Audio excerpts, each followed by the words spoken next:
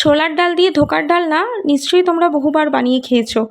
আজকে তোমাদের সঙ্গে একদম অন্য রকমের একটা ধোকার ডালনা রেসিপি শেয়ার করছি, যেটা ঘরে থাকা খুবই সাধারণ কিছু উপকরণ দিয়ে বানানো হয়ে যায় আর খেতেও ভীষণ সুস্বাদু হয়। অবশ্যই একবার বানিয়ে দেখো।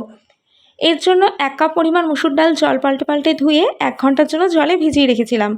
মিক্সিং জারে 1/2 ইঞ্চি আদা, একটা কাঁচা লঙ্কা অল্প জল দিয়ে মিহি করে বেটে নিলাম।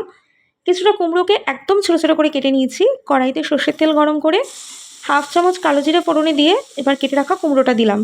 দিচ্ছি 1/2 চামচ করে হলুদ গুঁড়ো, জিরের গুঁড়ো আর স্বাদ অনুযায়ী নুন দিয়ে খুব ভালো করে মিশিয়ে দিচ্ছি 1 থেকে 1.5 মিনিটের জন্য।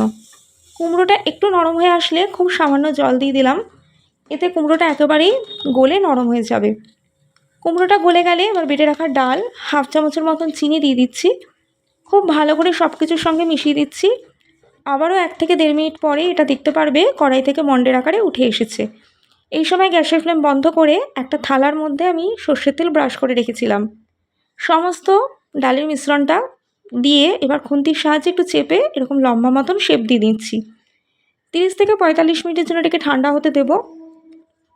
ঠান্ডা হয়ে গেলে এবার ছুরির সাহায্যে চৌকো চৌকো শেপে কেটে নিচ্ছি।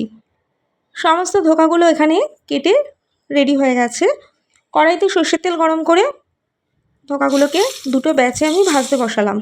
ততক্ষণে একটা পেস্ট করে নিচ্ছি। আদা, কাঁচা লঙ্কা, টমেটোর একটা পেস্ট করলাম আর 2 চামচ টক দই, 1 চামচ চারমগজ আর অল্প জল দিয়ে আরও একটা পেস্ট করে নিচ্ছি। একটু লো টু মিডিয়াম ফ্লেমে সময় নিয়ে দুটো পিঠ থেকেই ধোকাগুলোকে ভেজে নিতে হবে। সমস্ত ধোকাগুলো ভেজে তুলে নেওয়া হয়ে গেলে ওই তেলের মধ্যেই 1/2 চামচ গোটা জিরে আর একটা শুকনো লঙ্কা ফাটিয়ে ফোড়নে দিলাম।